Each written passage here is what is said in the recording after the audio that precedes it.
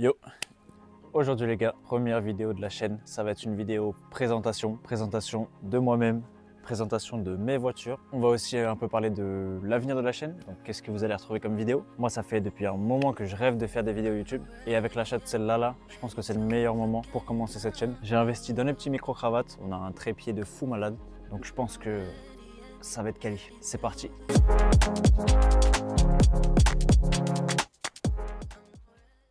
Du coup, moi les gars, je m'appelle Jérôme, j'ai 23 ans. Il y a peut-être certains d'entre vous qui me connaissent sous le nom de JB. Pour ceux qui ne me connaissent pas, je fais des vidéos sur TikTok, des vidéos où... Je transforme ma voiture de grand-père en Shankar. Surtout avec celle-là, donc la E46. Il y a moyen que vous l'ayez déjà vu sur TikTok. Donc moi, je suis un passionné d'automobile depuis tout petit. Du coup, il y a quelques années, j'ai développé une passion pour les voitures japonaises des années 90-2000. Celle-là, par exemple, incroyable. Je sais, vous allez me dire pourquoi t'as acheté une BM alors? Parce qu'on va pas se mentir, les japonaises, c'est pas donné. Celle-là, je l'avais achetée en 2021. À l'époque, j'avais besoin d'une voiture. J'avais pas un budget de fou. Et je voulais une propulsion. Je me suis dit, vas-y, on va essayer BM, on va voir ce que ça donne. Du coup, là, ça fait 2 ans et demi que je l'ai. Et du coup, j'ai réussi à mettre un petit peu de sous de côté. Je me suis fait plaisir. J'ai acheté cette magnifique 350Z. Mais bon, je vais vous les présenter bien plus en détail dès maintenant.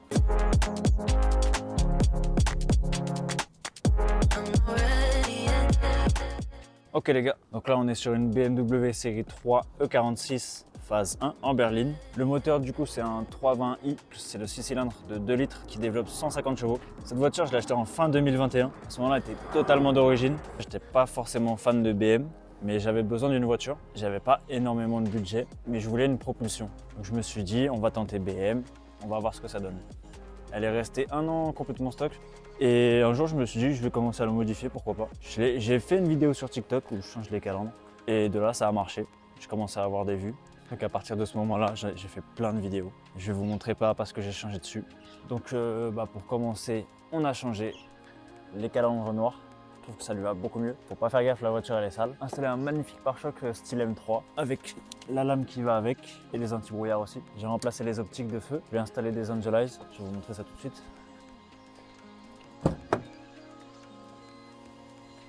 Bon, faut savoir que les Angelize, ceux-là, c'est vraiment de la merde. Je suis en train de rouler, ils font leur vie, c'est-à-dire ils changent de couleur et tout, ils font des appels de phare. Et vraiment, ils ont pris leur indépendance. Moi, je suis pas du tout décisionnaire de ce qui se passe, mais c'est déjà pas mal, c'est déjà mieux qu'avant. On arrive à la pièce la plus controversée de cette modification générale. Donc j'ai décidé de lui mettre un aileron qu'on retrouve sur le E36, donc c'est l'aileron LTW. Il y en a beaucoup qui trouvent que c'est dégueulasse sur cette voiture, moi perso j'adore. En fait je trouve que ça rappelle un peu un style rallye avec les lanceurs Evolution, Subaru Impreza, tout ça. Une grosse berline avec un énorme aileron à l'arrière, ça j'adore ce style. Donc j'ai fait le choix de partir sur un aileron de 36. En fait j'ai vu un gars en Allemagne le faire et je me suis dit mais attends mais... J'ai jamais vu de 46 avec cet aileron et je me suis dit vas-y let's go. Il y en a quelques-unes en France mais c'est que des coupés qui ont cet aileron. J'ai jamais vu une seule berline avec cet aileron là. Donc est-ce que je peux dire que je suis le seul en France? Je sais pas, j'aimerais bien. Je lui ai aussi installé ces magnifiques feux à LED. Je trouve que ça rajeunit énormément la voiture, ça lui donne vraiment un style sympa. Et ce magnifique diffuseur. Ce diffuseur il me rappelle un peu le style Time Attack. Donc ça j'adore vraiment avec des arêtes saillantes. J'aime beaucoup. Bon, la voiture est très sale. Hein. Là, je me suis dit que ça servait à rien de la laver en ce moment. Il faisait soit beau, soit moche. Donc, je me suis dit, j'attends vraiment que les beaux jours arrivent pour laver les deux. Parce que là, pour coller avec le style un petit peu japonais de la voiture, je lui ai installé une belle casquette de toit. Ça, j'adore. Ça me fait penser au Nissan Silvia S14, S15, etc. Il y en a beaucoup qui mettent ce genre de petit aileron sur le toit. Je trouve que c'est vraiment un rajout sympa. Surtout avec l'aileron, le double, je trouve ça vraiment incroyable.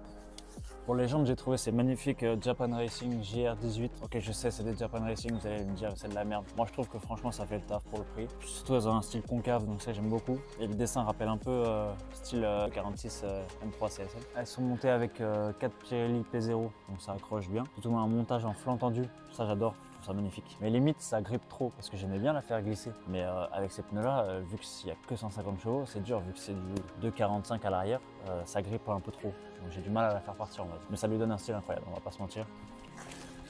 Bon, pour ce qui est de la config intérieure, on est sur un truc assez basique en soi. Ça, regardez pas, c'est pas du tout moi qui l'ai mis là, c'est l'ancien propriétaire. Le volant, je compte le changer parce que ça va vraiment ce truc dégueulasse là, ça n'a rien à faire ici. Si moi j'ai passé tout ce qui était boiserie, je les ai passés en noir brillant. Bon, c'était mon premier covering, il a pas tenu, ça se voit, c'est dégueulasse, je vais le changer. Je vais aussi installer un Apple CarPlay, donc je vais vous montrer ça tout de suite. Vous savez quoi, je vais vous le prendre avec moi carrément. Bon, il est un peu long à démarrer, on va pas se mentir, mais quand il est démarré, ça fait le taf de fou. Genre voyager et tout, la musique c'est tellement puissant. Je peux même regarder des films Netflix, je peux jouer à des jeux dessus et tout. En fait c'est une tablette. Et vous voyez il y a plein d'applications, je peux jouer à Clash of Clans. Je peux aller sur Netflix, il y a YouTube, il y a tout ce qu'il faut. Vraiment c'est le top. Donc voilà pour ce qui est de la présentation de la E46. J'ai sûrement oublié des trucs, j'en ai tellement fait sur elle.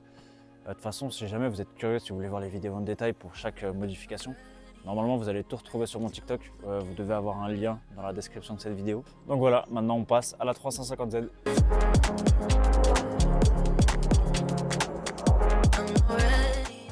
Donc c'est une Nissan 350Z Phase 3. Elle est de 2007, animée par un V6 atmosphérique de 3,5 litres qui développe d'origine 313 chevaux. Donc c'est une voiture que j'ai fait importer il y a à peu près un mois. Je l'ai fait importer d'Angleterre directement. Donc oui, c'est une RHD. Donc c'est un volant à droite. J'ai fait le choix d'un volant à droite parce que c'est le prix du marché en France a explosé. Les volants à droite c'est beaucoup plus intéressant. Et moi honnêtement ça me dérange pas de conduire à droite. C'est assez atypique comme véhicule, on le voit pas souvent. Sachant que celle-là elle est pas trop d'origine, niveau mécanique je parle. Donc, je vais vous montrer tout ce qui a été fait dessus en détail. Donc elle a une ligne des catapultes tube avec une sortie Grady importée du Japon. Un patator comme ça, donc je peux te dire que tous les voisins se plaignent. Au niveau du moteur, elle a 2 filtres à air InGen importés directement des États-Unis. Et en fait, il y a les 2 filtres à air qui sont dans le pare-choc. L'air vient s'engouffrer ici et arrive directement sur les filtres à air, donc c'est de l'air frais. Donc ça fait gagner un peu de chevaux. On a aussi des magnifiques Rota MXR. Je trouve que ça lui va bien. Je ne sais pas si je vais laisser celle-là en définitif, mais je trouve que ça lui donne un style plutôt sympa. Et la petite surprise du chef, on a un magnifique volant Quick and Release, un volant NRG, avec des petites fleurs inspirées du Japon, avec les petites surpiqûres roses. Moi je trouve qu'il est vraiment beau. Après c'est un style, faut aimer, moi j'adore. Donc cette voiture, il y a aussi l'Apple CarPlay qui a été installé dedans, comme vous l'avez vu sur les images juste avant.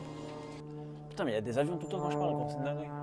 Bon bref, je disais, il y a une carto qui a été faite aussi en Angleterre. Donc apparemment la voiture est passée au banc. Elle sort à peu près 335-340 chevaux. Franchement on les sent, honnêtement on les sent bien. Mais ça consomme à mort.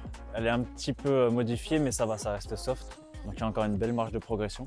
Donc sur la présentation des voitures c'est bon. Maintenant on va passer à l'avenir de la chaîne.